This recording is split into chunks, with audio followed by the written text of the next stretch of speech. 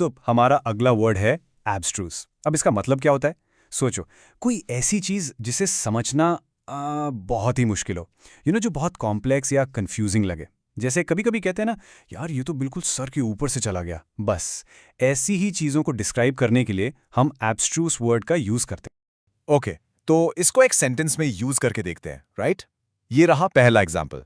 The professors lecture on quantum physics was so abstruse that most students felt completely lost। मतलब professor का जो quantum physics पर lecture था, वो इतना इतना ज्यादा कॉम्प्लिकेटेड था, इतना अब्स्ट्रूस था कि बेचारे स्टूडेंट्स को कुछ समझ ही नहीं आया। वो बिल्कुल लॉस्ट फील कर रहे थे। तो आप समझ गए ना, क्वांटम फिजिक्स जैसे टॉपिक्स, वेल, वो अब्स्ट्रूस हो ही सकते। चलो एक और सिचुएशन देखते हैं जहां ये वर्ड फिट बैठता है। He had a hard time following the lawyers abstruse legal arguments which were full of technical jargon. यहां क्या हो रहा है? एक व्यक्ति है जिसे लॉयर की बातें समझने में प्रॉब्लम हो रही है। क्यों? क्योंकि लॉयर के आर्ग्यूमेंट्स एब्स्ट्रूस हैं।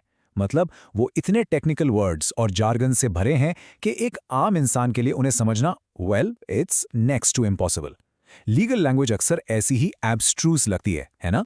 ओके, अब आते हैं एक फन एग्जाम्पल पर। Movies. The movie's plot was intentionally abstruse, leaving the audience to debate its true meaning for hours. सोच के देखो, ऐसी मूवी देखिए कभी जिसका प्लॉट इतना इतना एब्स्ट्रूस हो कि समझ ही ना आए। यहाँ फिल्म मेकर ने जानबूझकर प्लॉट को कॉम्प्लेक्स बनाया। रिजल्ट, ऑडियंस थिएटर से निकलने के बाद घंटों तक डिस्कशन कर रही है कि भाई इसका आखिर मतलब क्या था। तो कभी कभी चीजों को इंटेंशनली एब्स्ट्रूस बनाया जाता है, just to make you think. और ये वर्ड सिर्फ एग्जाम्पल्स के लिए नहीं है, ये रियल लाइफ में, न्यूज में, हर जगह यूज होता है। फॉर एग्जाम्पल, ये कोट देखिए। The central bank's report was filled with abstruse economic theories, making it inaccessible to the general public. Basically, central bank की रिपोर्ट में इतनी डिफिकल्ट इकोनॉमिक थ्योरीज थीं, इतनी एब्स्ट्रूज थीं कि आम पब्लिक उसे समझ ही नहीं पाई। और ये इंपॉर्टेंट है क्योंकि जब जरूरी इंफॉर्मेशन इतनी एब्स्ट्रूज होती है तो वो आम लोगों तक पहुंच ही नहीं पाती, राइट? तो चलिए इस वर्ड को आखिरी बार रिवाइज करते हैं इसके सिनोनिम्स और एंटोनिम्स के साथ। सिनोनिम्स मतलब सिमिलर मीनिंग वाले वर्ड्स। तो अब्स्ट्रूज के सिनोनिम्स हैं ऑब्स्क्योर, कॉम्प्लेक्स, पजलिंग और परप्लेक्सिंग। बेसिकली इन सबका मतलब है कुछ उलझा हुआ, कुछ डिफिकल्ट टू अंडरस्टैंड।